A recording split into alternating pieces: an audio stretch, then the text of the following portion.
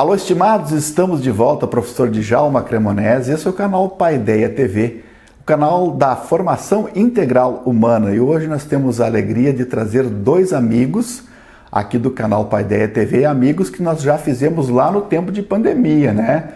Em termos virtuais, a gente fazia lives discutindo também a questão da Covid, a questão da pandemia como um todo, e hoje eles estamos presentes aqui no canal. É o professor médico infectologista Alexandre Schwarzbold, que é professor adjunto aqui do curso de Medicina e do Departamento de Clínica Médica da UFSM. E aqui do meu lado também a Ana Paula Serig, que é secretária de saúde aqui do município de Santa Maria, né? E pessoas especializadas da área, e nós vamos tratar hoje um tema assim que ainda continua de uma certa forma, né?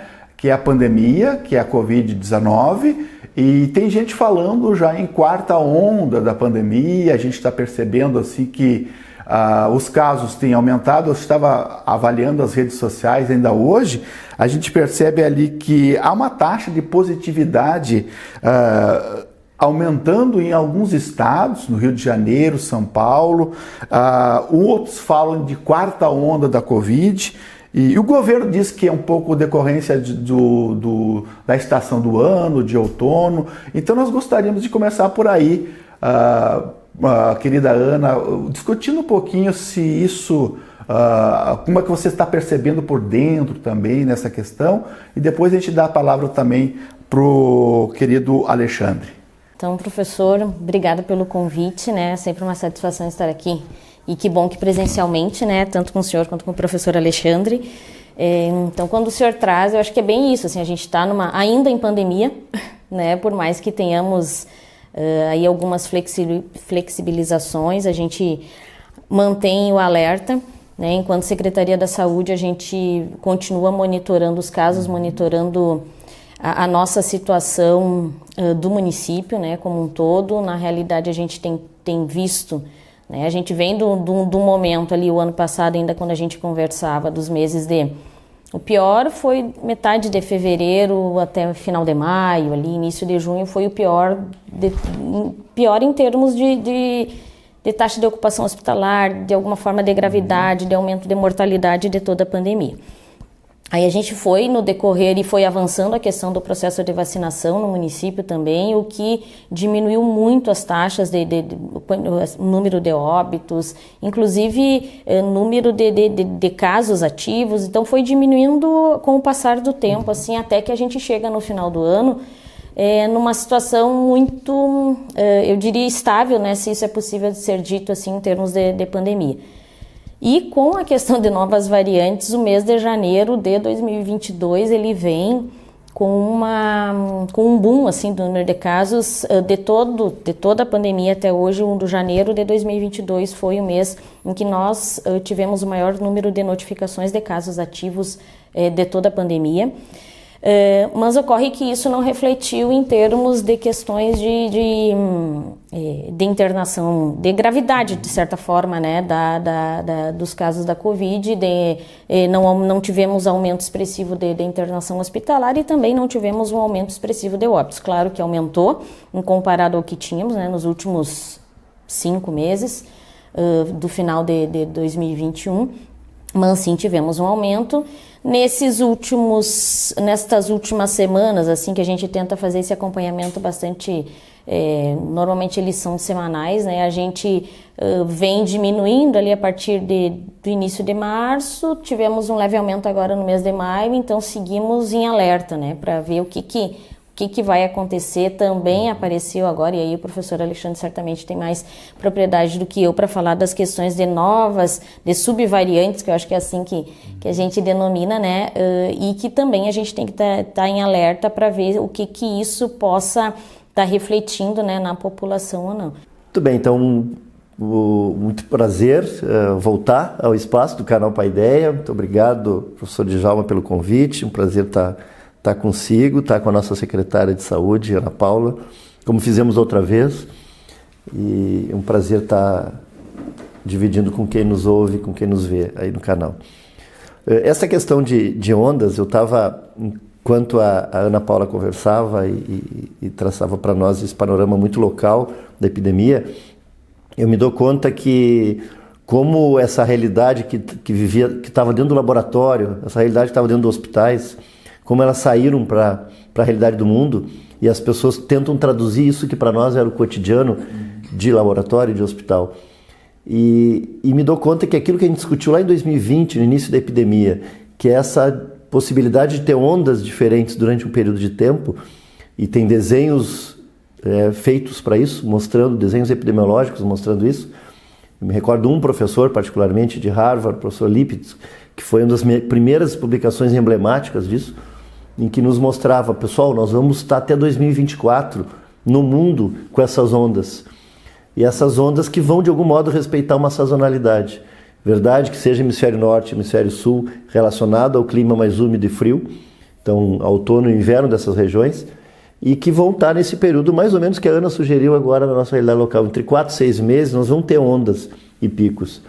Lá em 2020, 2021, até a gente ter um predomínio de pessoas imunizadas, né, através da vacina ainda não importante, nós víamos isso com preocupação, porque isso refletia em doença, isso refletia em hospitalização, em pressão no sistema de saúde, e isto agora é diferente quando a gente vê uma massa de pessoas, particularmente eu diria aqui do mundo ocidental, e tem continentes que ainda não temos uma cobertura vacinal adequada, mas particularmente no hemisfério norte e boa parte da América do Sul, nós temos uma boa massa de pessoas vacinadas, e essas ondas elas vêm de modo um pouco planejado e natural. É difícil, como eu falava, traduzir isso do laboratório que a gente já tinha como dado. Laboratório não um laboratório de diagnóstico só, mas também um laboratório de análise epidemiológica, né? Esses dados que os observatórios mundiais percebiam da normalidade de ondas, esses dados é difícil a gente traduzir para a população e isto não ser, de algum modo, mal traduzido pela população como relaxamento completo. Porque nós sempre vemos no inverno, e já começamos no outono, né, e no inverno, essa transição enorme de vírus respiratórios. Só que isso nunca foi um problema populacional, isso nunca foi um problema, exceto epidemias restritas, como o do H1N1, como na influenza, a população nunca levou isso muito em conta. Hoje, a população, quando tem um aumento de número de casos, primeiro os governos documentam esse caso, a mídia divulga e a população percebe que tem um número maior.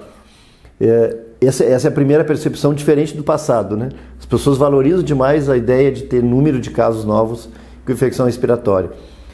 E a segunda questão é como é que é traduzido esse número de casos? Se é dentro de uma realidade histórica ou se escuta, nós estamos de novo num pequeno surto, uma pequena epidemia, de modo que eu resumiria a nossa realidade como uma realidade de pós-imunização. Ela ainda não é completa, mas está fazendo parte dessa dinâmica da epidemia que a gente imaginava que durante 4 anos, pensando em 2020, ou seja, até 2024, decorrência de 2024, nós teremos esses picos, essas ondas nas diferentes regiões. O que não podemos é ver uma população vulnerável exposta. E aí, de novo, nós temos que traduzir para a população que as pessoas vulneráveis elas devem continuar cuidando. Porque ainda é um vírus, apesar da Omicron e das novas variantes ter aparentemente um comportamento mais atenuado, ainda é uma variante de preocupação e uma variante com repercussão clínica nas pessoas se expostas. E a gente pode conversar um pouco mais sobre isso, sobre essa questão das novas variantes, mas o importante é as pessoas imaginar que ainda é o coronavírus, ainda é em pessoas vulneráveis não completamente imunizadas um vírus de muito risco, e mesmo em pessoas que a gente traduz como completamente vacinado, ou seja, com pelo menos 3 doses, algumas populações ainda são vulneráveis. É o caso dos idosos e é o caso das pessoas que usam de algum modo um tratamento com imunossupressor, né, que reduz a sua imunidade. Esses 2 grupos sociais, eu gosto muito de chamar de grupos clínicos, né, para a gente evitar um pouco, né, Djalma, aquela coisa do estigma de grupos e tal. Sim. Mas assim, aquela vulnerabilidade clínica e que também tem assento em vulnerabilidade social, exatamente pela dificuldade de acesso, tanto à saúde quanto à prevenção. Esses grupos, sim, a gente tem que focar, tanto do ponto de vista de quem faz política pública, quanto do ponto de vista de quem trabalha com informação, como nós estamos aqui. Acho que a gente tem que focar nessas populações, são populações-alvo, né, em que a gente deve se voltar para protegê-las, né? que são nossos familiares, são pessoas conhecidas, ou no nosso caso são também nossos pacientes, é claro, né? Eu acho que é um pouco por aí que a gente pode continuar conversando. Interessante, né, professor Alexandre e querida Ana, que a gente, de uma certa maneira, deu para entender que a gente não pode baixar a guarda, né? Baixar a guarda significa a pandemia não terminou em si. Eu, particularmente, depois da terceira dose, eu fui sintomático, né? Acabei fazendo um exame e eu estava até comentando com a secretária aqui, a Ana, que é uma dor indescritível, assim, corpórea, física mesmo, que a gente não tinha sentido antes, né? Imagina a gente que tem uma certa saúde, a gente sentiu bastante, né? Com a terceira dose feita. E então é isso que o professor Alexandre fala, talvez as pessoas que têm o maior, assim, são mais vulneráveis nesse aspecto de saúde, e nós como todo, tem gente que fala que houve uma certa precipitação de voltar a uma vida, como é que eu vou dizer assim, eu não gosto muito, né, de uma certa normalidade. Então como é que vocês percebem essa dinâmica? Devemos continuar muito cuidadosos nesse aspecto? Exatamente nessas possíveis outras ondas que poderão vir? Acho que é bem importante quando o senhor coloca, acho que o professor Alexandre também pontuou algumas coisas que a gente vem tentando reforçar junto à população, né? Eu acho que as flexibilizações eram inevitáveis, até por conta de que a gente tem toda uma questão econômica do entorno que a gente não tinha mais como... não tinha mais como dar conta, né? E a gente falava também um pouquinho antes, bem nesse sentido, assim, que por a gente conseguiu segurar o que pôde no sentido do que era possível, né? Em termos econômicos, assim, viável, que era viável que a gente pudesse dar uma segurada, e que agora a gente precisa também lançar mão de outras estratégias, né? E aí, quando o professor fala da questão de que, bom, quem é vulnerável, né, quem tem alguma situação específica precisa ainda aumentar os cuidados, né? A gente olha, a gente tem se debruçado para olhar os dados, quem são esses óbitos, né? É bom que nós não tivéssemos, mas enfim, do que temos, assim, quais são, e sobretudo do ano agora de 2022, que é uma outra realidade. Então, são, da grande maioria, idosos, né, e sobretudo idosos maiores de 80 anos, que têm não somente um problema de saúde, mas que têm mais de um problema de saúde, então que tem uma série de comorbidades, e muitos desses ainda não têm o esquema completo para a sua faixa etária, né? Isso também a gente conversava um pouquinho antes, eu e o professor Djalma, no sentido de que essas mudanças, né, nas orientações, uma semana é um que vacina, outra semana é o outro que vacina, outra semana agora vai ter dose de reforço para outra faixa etária. Isso confunde um pouco também a população, né? E isso é muito...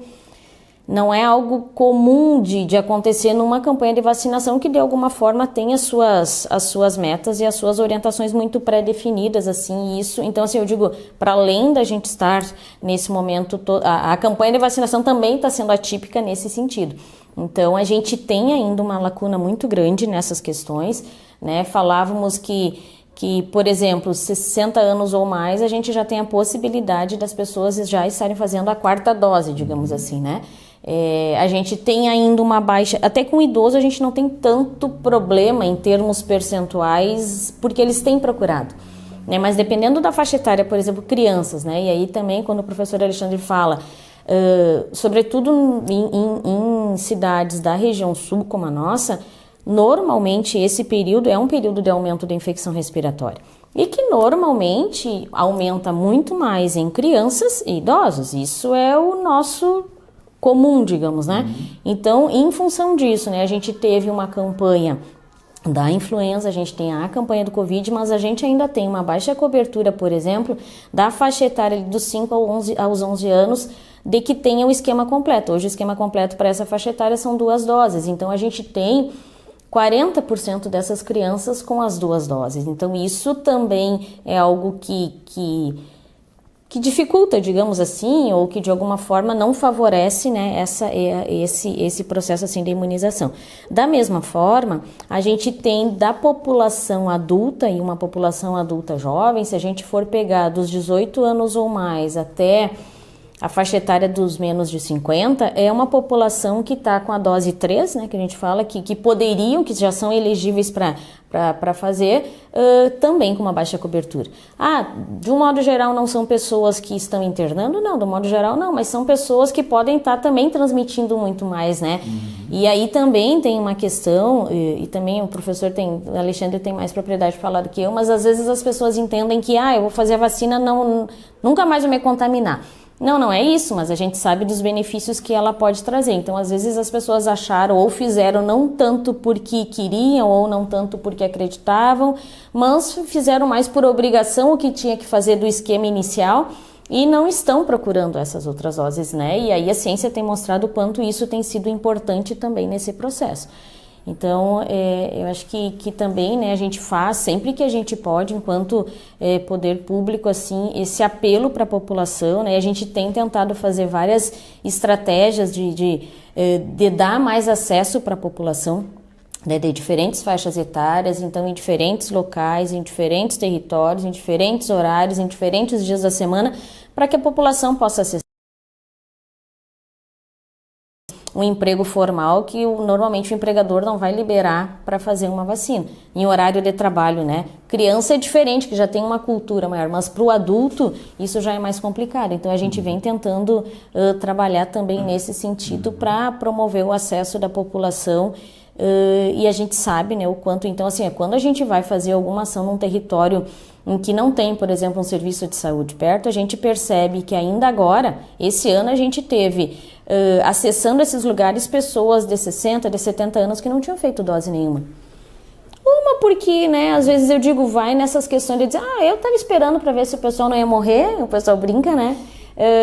Eu tentei, não deu, ou é muito longe da minha casa, ou é mais difícil porque eu tenho que deixar, com quem que eu vou deixar as pessoas que moram junto. Então a gente sabe o quanto também essas dificuldades de acesso dificultam também nesse processo. Em relação a essa questão da normalidade, que o professor Djalma comenta, e eu vou me reportar um pouco a descrição que você faz, do professor, dessa experiência pessoal, né? E quem sabe a gente comentar um pouco sobre essa questão do que a gente chama de hesitação vacinal. Primeiro comentar essa questão da importância das pessoas absorverem a ideia dos outros efeitos de uma infecção pelo coronavírus. Se hoje a gente, que bom, está com a tecnologia da vacina podendo proteger as pessoas de uma doença grave, particularmente doença respiratória grave, ela não impede, como bem a secretária Ana lembrou, das pessoas se contaminarem e obviamente transmitirem. Ela impede de algum modo, isso é em torno de 50%, variando de uma vacina a outra. Ou seja, metade das pessoas vacinadas, elas vão adquirir vírus e vão transmitir, protegidas de uma doença grave. Mas elas não são completamente protegidas, e aí as pessoas são diferentes, porque têm doenças crônicas, têm diversas situações pessoais. Elas não são completamente protegidas de outras complicações do vírus e que trazem um desconforto para a sua vida pessoal. E que sorte, muitas das situações duram pouco tempo e se resolve. Outras não, as pessoas passam a ter o que a gente chama de Covid longo, né? E o que se configurou chamar de Covid longo, ou seja, de um longo tempo as pessoas passam a ter problemas de saúde que não tinham antes de adquirir o vírus. Portanto, o vírus ele tem um efeito patogênico maior do que aquela doença respiratória aguda. E vou dar exemplos, assim, as pessoas passam a ter alterações metabólicas, inclusive diabetes, que não tinham. As pessoas passam a ter problemas pulmonares, crônicos, é claro, né, que não tinham e são muito semelhantes, às vezes, a pessoas que fumaram. As pessoas que eram levemente cardiopatas passam a ser mais cardiopatas. Então, só isso já seria uma razão para a gente proteger, do ponto de vista da vacina, as pessoas mais vulneráveis. Não só pelo risco de vida, mas pelo risco de complicação e pelo risco de ter uma doença crônica mais desconfortável, né? Então, essa é uma razão que eu acho que a população tinha que absorver quando a gente pensa que nós voltamos a uma normalidade. E eu vindo para cá no caminho, para a gente sentar junto e discutir esses aspectos, eu estava ouvindo no carro o pessoal da área de arte e artistas comentando sobre a experiência da epidemia. A epidemia nos tirou de uma zona de conforto, né? Seja que atividade na vida pessoal a gente tem. E a arte foi uma das poucas que nos salvou, né? Como sempre nos salvou na humanidade, a arte e a cultura. E só a arte, de algum modo, conseguiu nos trazer um pouco esse conforto que a gente perdeu durante a epidemia. Sobretudo o isolamento, né? O isolamento social, que foi o mais crítico. E, por outro lado, a vacina fez com que as pessoas pensassem que nós voltamos completamente à normalidade, voltemos completamente à zona de conforto. E a gente precisa ter essa sutil percepção de que isso não é verdade. Se é uma normalidade do ponto de vista de não isolamento social, não é uma normalidade do ponto de vista de risco de exposição à doença e digamos assim, a aquisição do vírus. E, de novo, eu foco muito nessas populações e que são aquelas mais vulneráveis quando a gente vive o contexto do que a gente chama de hesitação vacinal. A hesitação vacinal é uma tradução daquilo que faz as pessoas se justificarem ou gestores públicos não aplicarem de modo adequado política pública de vacinação para não se vacinar. As pessoas se justificam e isso a gente traduz como hesitação. Não vou me vacinar, como a secretária Ana estava muito lembrando exemplos, eventualmente pessoas idosas que têm critério para ser vacinados, mais do que outros não se vacinaram, porque traduzem essa normalidade. E isso não é verdade, as pessoas vulneráveis continuam vulneráveis com as novas variantes, e é verdade que há uma diminuição da circulação viral de vírus muito mais graves, mas que também eram vírus com menos transmissão do que os atuais. E essas pessoas não imunes, por exemplo, elas vão poder adquirir doenças e hospitalizar. E a gente vê isso. É verdade que Santa Maria, como toda a dinâmica no Brasil da epidemia, Santa Maria nunca foi o início da epidemia do coronavírus.